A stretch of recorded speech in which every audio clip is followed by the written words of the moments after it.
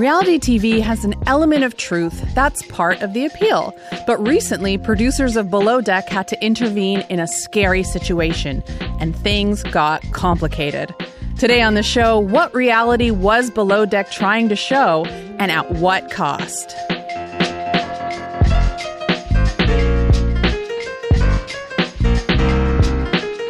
I'm Amil Niazi, sitting in for Elamin Abdelmahmoud.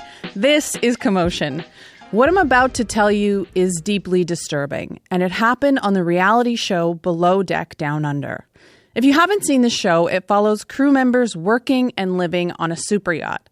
I've been watching this series for years, and I have never seen anything like this.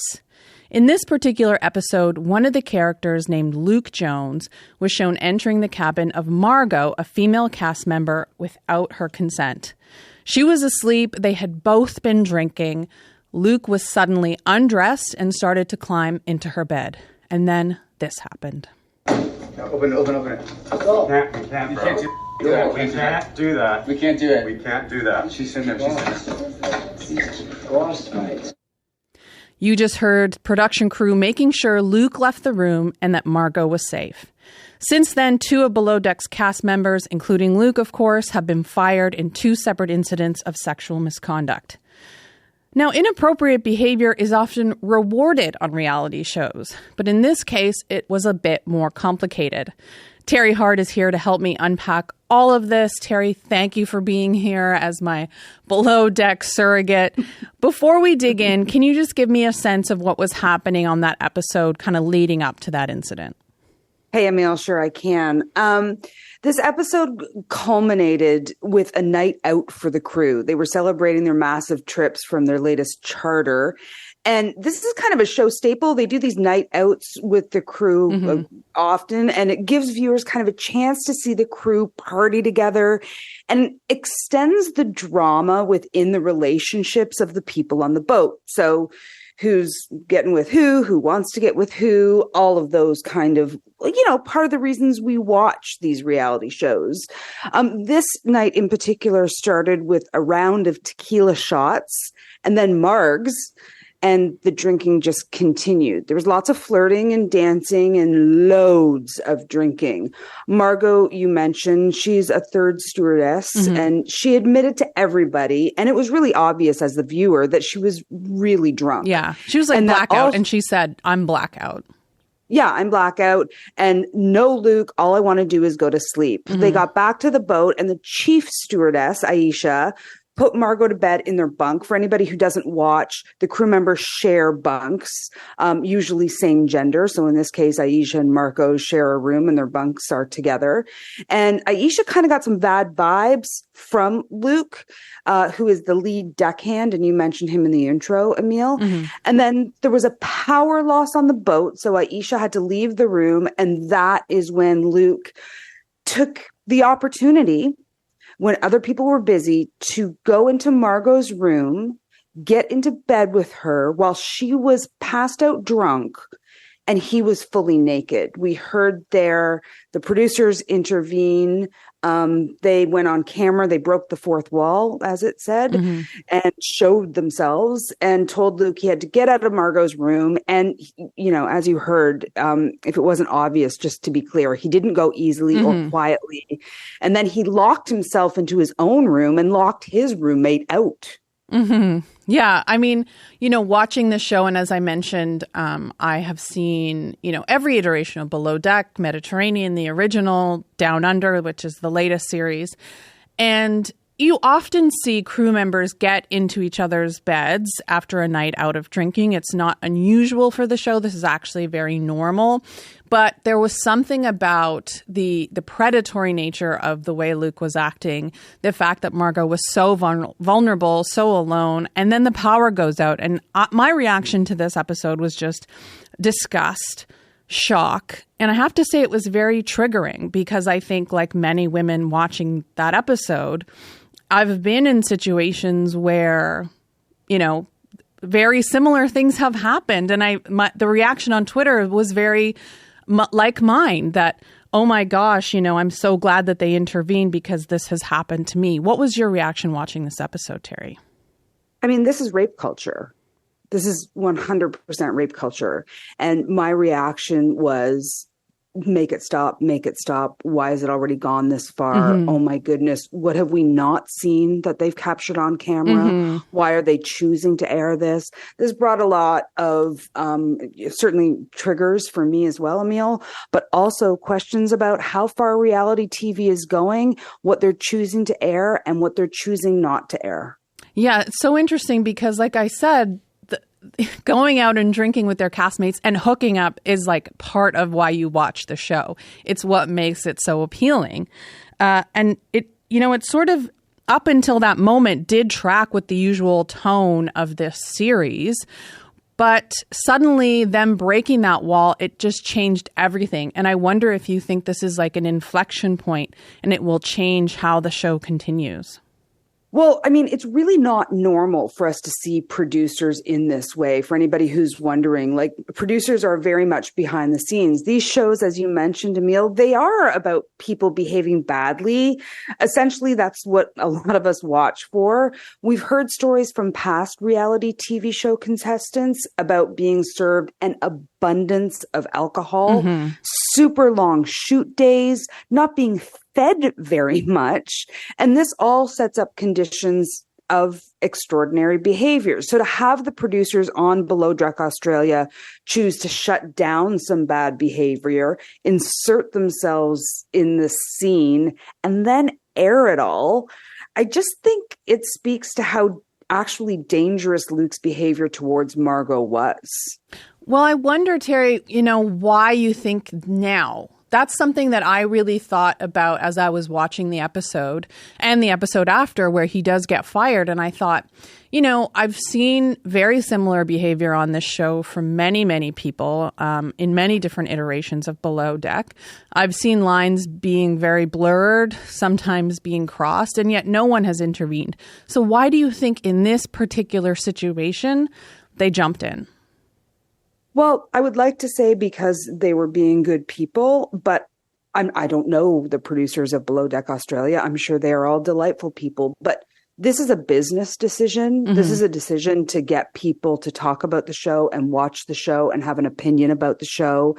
That is what reality shows have to do. They have to push the envelope. And as much as you may have seen this go to a certain point up till now on that show, as you say, Emil, the fact that they hadn't jumped in doesn't make it talk aboutable, doesn't make it headlines and think pieces in every publication on the internet right now.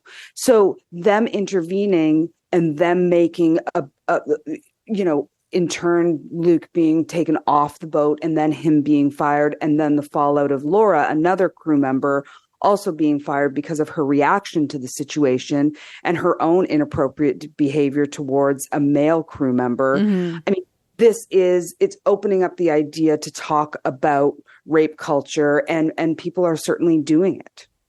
So part of the producer's job, as you mentioned, is to make sure shows like this are spicy and provocative, that we get that, that sexual tension and those hookups. But how much of what we see on Below Deck Down Under is an accurate reflection of what's happening in yachting? Because they say they're portraying the true life of a yachty. Is this what happens on boats? Yeah, well, this is really interesting, actually, because not that long ago, Business Insider did a bit of an expose on the yachting industry. And part of what they uncovered was 65% of yacht crew have witnessed or knew of a sexual harassment incident on board, which is an extraordinary number. And, you can think about the fact that this is a confined space. You can think about the fact that they're in the middle of a body of water. And it's also complicated by the fact of the laws in international water are murky at best in terms of whose laws around sexual harassment they can invoke. And also, if the captain is the perpetrator, then you are going after your boss with nobody to support you when you're at sea. So it's a very complicated situation for people to report on. It's an industry that relies heavily on one's reputation. And many people that spoke in this article that I looked at did so on anonymity because they were worried about their reputation in the business. And it felt like a much different time in this very, very specific industry. So I do think that Below Deck is showing something within the industry that is prevalent, that is a concern, and maybe shows something more authentic than just scandalous within this episode. Mm-hmm. I thought Captain Jason's reaction in firing Luke so swiftly, getting him off the boat that night, not waiting until the morning, was really, really refreshing. And I had asked myself and my partner, do you think, Captain Lee or Captain Sandy would have done the same thing? And the fact that I even questioned it makes me wonder about, this kind of culture in yachting. Do you think the show made the right decision airing the episode at all? Because like I said, it was very triggering and, it may have caused harm in airing this. Yeah, I think this is a bit of a two things can be true here at once, Amil. I think that what we see is definitely rape culture, as I've mentioned, and seeing that in real time with real people is no doubt really impactful. But seeing the difference between Aisha and Laura and their reactions, that's also an excellent example of how some people behave around rape culture and still like the problematic ways people think about rape culture. As I mentioned, Laura did lose her job. So I want to mention that in terms of what the show did right. But I don't love how the producers are being hailed as heroes here. Yeah, they stopped a potential crime, but it should have never gone as far as it did. Yeah. They have cameras on these people all the time. They let this go this far. And I suggest encourage people to get as intoxicated as people get. And I also worry about Margot and how she's going to react later to this and how having this on TV. Yeah. How having this on TV may impact her emotionally later on in ways that nobody who might or might not experience PTSD can predict. Yeah. Teri, quickly, what does this say about the state of reality TV in 2023? We've come a long way from, Survivor and its 20 years. How does this, put us in 2023 in reality TV? I'm no sage, Emil, but I did say that 20 years ago, we're eventually going to watch somebody die on one of these shows. Oh, God. Well, and now, we saw somebody almost be raped. So the agenda for each and every one of these reality shows is more, right? More drama, more danger, more sex. So in my mind, it's inevitable that really bad things are going to happen and be caught on tape. Reality TV is not going to calm down. It's just going to get more extreme and severe. And it's up to viewers if they want to participate in that by watching. Teri Hart, scary words, but thank you so much for being here and thank you for chatting with me. Thanks, Emil. Have a great week. Teri Hart is an entertainment reporter at Super Channel.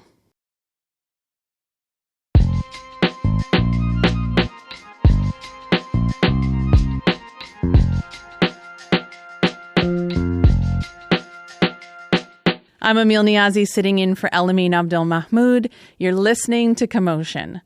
Now, when you think about the process of creating something, it takes a lot out of you. Mix that with a grueling work schedule, and suddenly the idea of making a clone of yourself doesn't sound so bad. Make it work on your behalf. There's a YouTuber who's trying to do just that. Jordy Vandenbush is known for his bubbly personality while gaming. His online persona is Kwebbelkop, and he has more than 15 million subscribers. If you haven't seen one of his videos, he's usually in the corner of the screen somewhere playing a game that his subscribers watch. It sounds like this.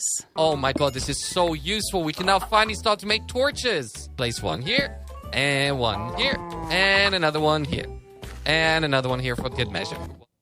Okay, here's the thing. That's not actually Jordy. What you just heard was an AI recreation of his voice. It's the first of several planned AI-assisted YouTube videos.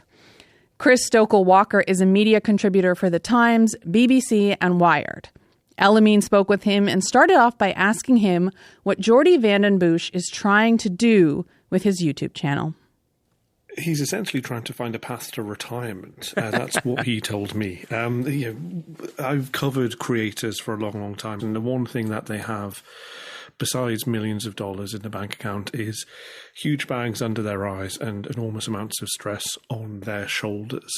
And so he's decided that he wants to kind of outsource that front of camera stuff to AI. So essentially what we heard just there is not Geordie van der Bush, the human being, but Geordie van der Bush, the AI representation, a kind of huge large language model that is designed to give off the impression that this is Kwebbelkop, his front of camera character. And it just basically takes in all of what he has done in the past on his career and then presents stuff that the AI thinks is going to be similar to his normal on-camera personality. I'm glad that you touched on just the sheer amount of effort that it takes to be a creator, because like if you're trying to create, I don't know, 2 YouTube videos a week in order to sustain like a pretty decent income, like that is a lot of work. But if I have this right, what Geordie's doing here is an entire channel that looks and sounds like him, but is actually just an AI version of him, and he's not at all doing these videos, yeah? Yeah, and there's kind of 2 elements to it. So one is not reading a script, but actively reacting to what he sees on screen, which is he being here, the AI version of him. Yeah. But then there's also an element that he's got, which is kind of the content conception, finding new ideas for videos to keep your audience entertained. Yeah. So he seems to be combining the 2, putting into AI an idea for a video, getting a kind of conceit for it, and then actually using that same AI program to then produce the video itself so that he basically doesn't have to do anything. I would have to wonder if this is something that you're willing to pursue, is like, what would it say to you about yourself that people like an AI version of you more than the regular version of you? Do you think that thought has like crossed his mind? I think possibly, as with all of these creators, they don't hugely care. The whole premise of digital creators is built on this idea that you have intimacy with them.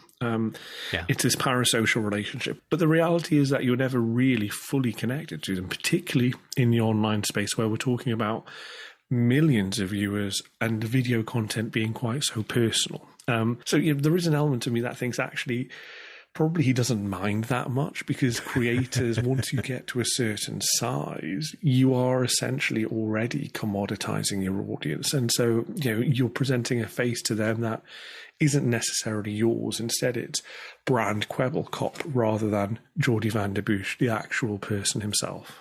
When I think about like the things that I say often and what a large language model of me might sort of, say quite often, I might talk a lot about Taylor Swift. I might say things like, let's go a lot. But I would like to think that there's something unique about the living person that is me, that audiences might say, I want that, as opposed to just like the meme-ified, distilled version of whatever that is.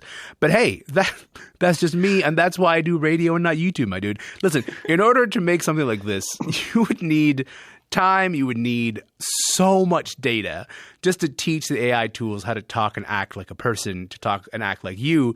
Could you just explain how these avatars are made? And I'm not asking so that then I can go create a radio version of myself, I promise. No, the way that this works is kind of like twofold. So it's worth noting, Geordie is not the first person to use these sorts of tools. A few months ago, there was a story that bubbled under about a creator who had basically outsourced the connection of her and her fan base to an AI, a virtual influencer called Karen AI. So this is kind of something that already exists, and there is a niche on YouTube called VTubers, which is virtual YouTubers who are kind of computer-generated avatars who interact with people on the basis of whatever they say in a video. Then there's the other bit, which is similar to a tool already on the market called QuickVid, which is that kind of video conception tool, which is designed to do it. And it basically works just by pattern matching, the same way that we use ChatGPT, large language models, to try and guess the next word in a sentence. They do the same thing with online video creation here. Yeah. Well, when we think about ChatGPT, as you just brought up, the impressive thing about ChatGPT is that when you're having conversation with it, it can sort of feel, like this sort of fulsome conversation that you're having with a person. But I feel like it gets to a different level of, I don't know, maybe I'm being a bit, old school about this, but it feels like a different level when it's a video interaction that is not quite real. What has been the response to those videos? So far, it seems like people are okay with it. Geordie has been actually doing this beyond the launch of this channel that he had just last week.